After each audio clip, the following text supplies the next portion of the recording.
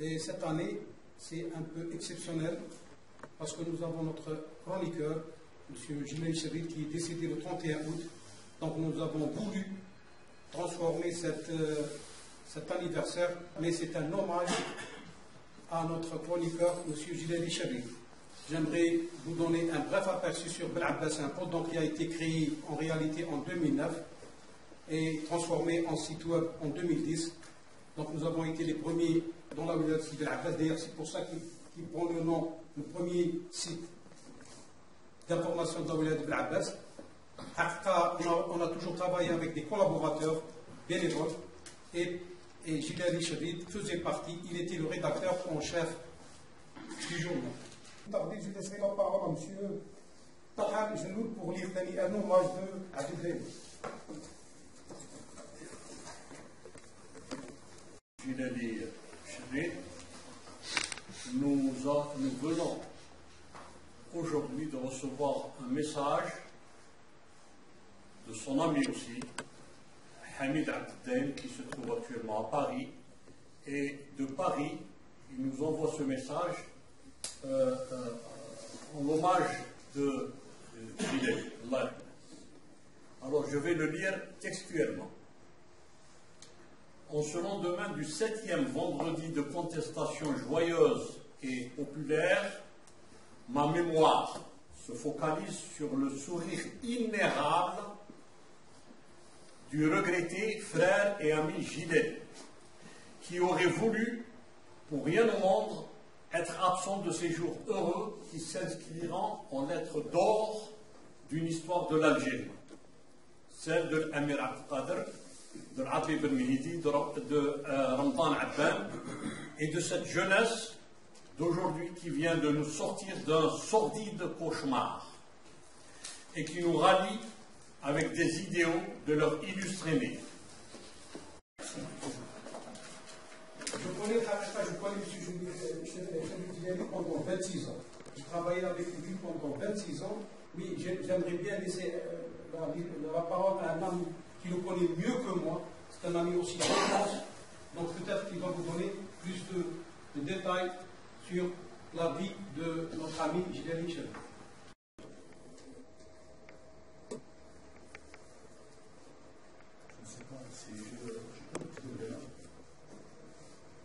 Il a dit, et plus que la vie, c'est un cousin. Je l'ai dit, vous avez fait ça. Et je l'ai connu durant mon enfance, aussi mon adolescence, dans les années 70. Il a fait l'école primaire, il a fait le collège à la Silaka. Déjà on dit Gilles Chérif est un intellectuel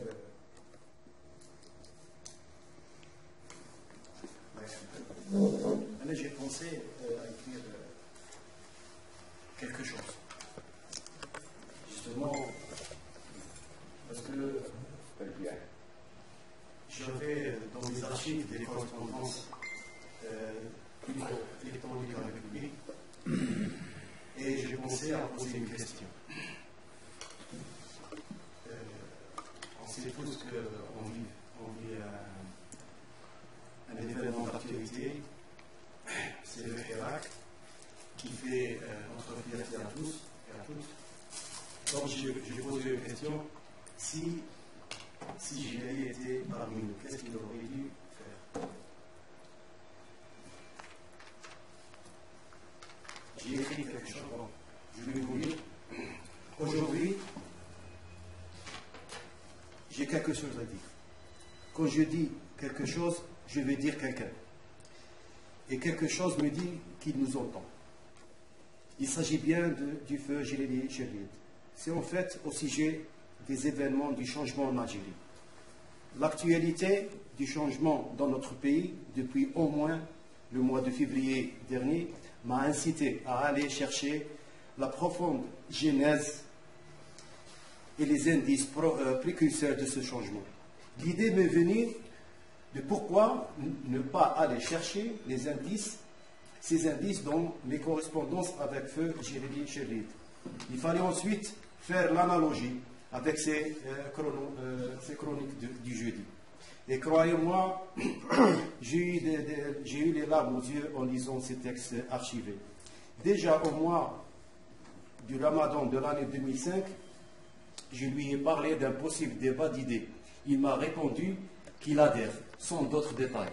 Je me suis rendu compte ensuite que sa réponse voulait dire qu'il avait sa propre opinion. Feu Djilali Cherif croyait plus ou moins au changement, mais pas au pouvoir en place. D'abord, par sa sévère critique de l'inédite lettre des 19-1, personnalité nationale du 12 novembre 2015, c'est un groupe, disait-il, c'est un groupe, c'est écrit, hein. C'est un groupe informel qui veut une rencontre informelle afin de s'accaparer les pouvoirs informels, disait-il. C'est-à-dire en 2015 déjà. Déjà, il parlait du pouvoir informel.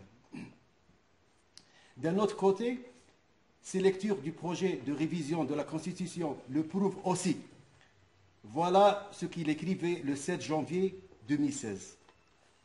Le président semble vouloir en finir avec le système en place depuis l'indépendance. Et notons bien dans son affirmation qu'il avait usité le verbe sembler au mode conditionnel. Il semble bien. Donc, au mois de mars dernier, au mois de mars 2016, autrement dit, au moment de la promulgation de la loi 1601 du 6 mars 2016 portant révision constitutionnelle, Djilali était sur un lit d'hôpital. Mais à partir du début 2017, en suivant la trajectoire de ces chroniques du jeudi, on peut affirmer que Djilali, n'avait plus aucune confiance au pouvoir en place, et voici ce qu'il avait écrit le 15 juin 2017. Le président de la République a appelé lors du dernier conseil des ministres à développer la bonne gouvernance.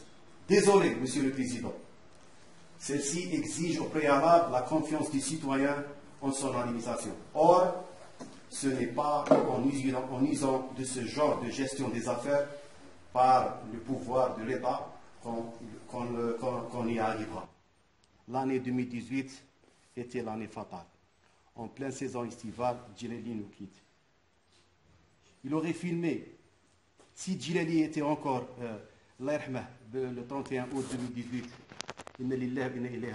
si Djilali était encore parmi nous, il aurait filmé une séquence du Hirak en direct du boulevard de la République.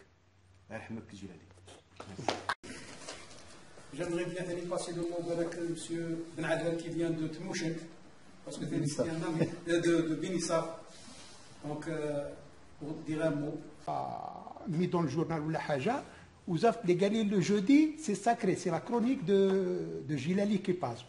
Je tire chapeau, c'est ta journée. Le jeudi, je suis, après 8 heures, je suis devant le journal pour lire les chroniques. Bon, Allah rahma, salam alaikum. C'est le problème d'Algérie. Les correspondants, les journalistes, le vision et tout ça. D'ailleurs, avait fait un très long papier sur Baye. Je ne sais pas s'il est archivé. Et à partir de là, Djilali avait commencé à écrire. Et d'ailleurs, moi aussi, j'ai collaboré à l'équipe d'Abaye.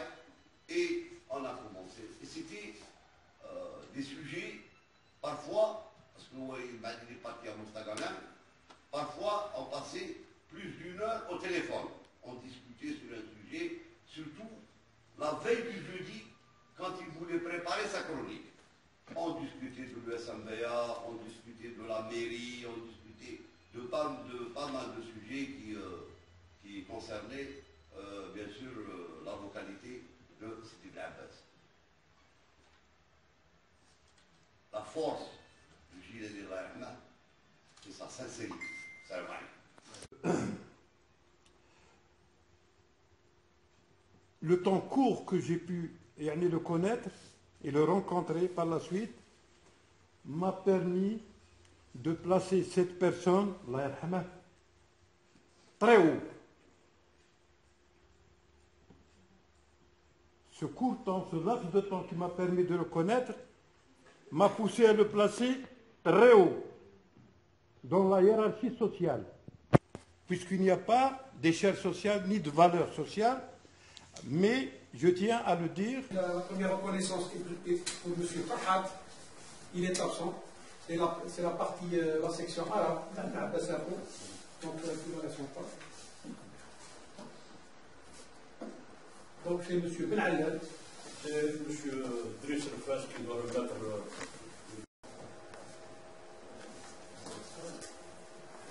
M. Toumi Gilali, un ancien contributeur, du journal. تفضل سي دكتور كريم الدنبية.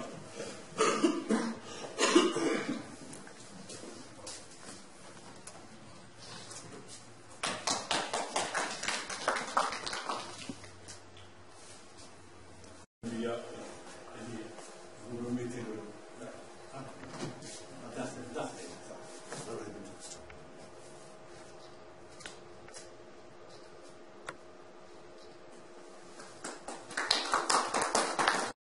Lorsqu'il était le seul journal sur la place médiatique à Sidi Belabès, M. Mohamed Delli,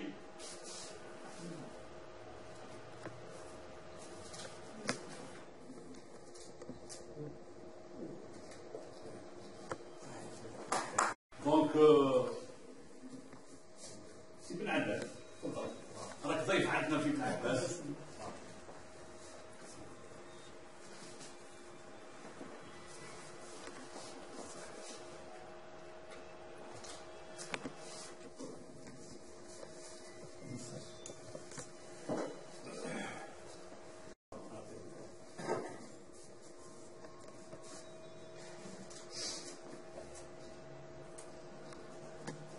نتمنى له يعني الشفاء وفي الرتور ان شاء الله نتاعه اللي remettrai son but. حنيف هذا حنيف il a apporté beaucoup pour le journal, mais personne ne le connaît. Il est actuellement résident en France, à l'étranger. Il a beaucoup contribué au journal. On ne le connaît pas physiquement, mais il a été d'un apport précieux qui sera lancé sur le journal, Inch'Allah, pour sa contribution, Ben Abbas Info, durant plusieurs années.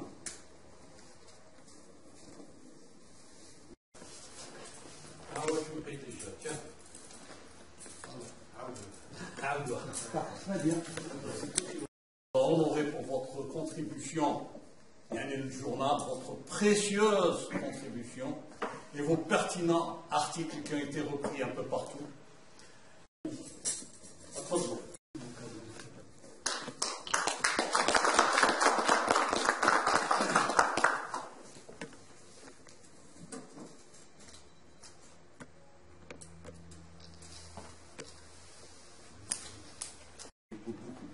C'était un excellent intervenant. Et voilà, je voulais dire qu'il a participé à toute valeur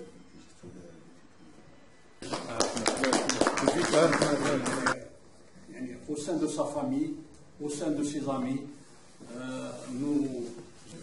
Donc, le repas est servi. Donc,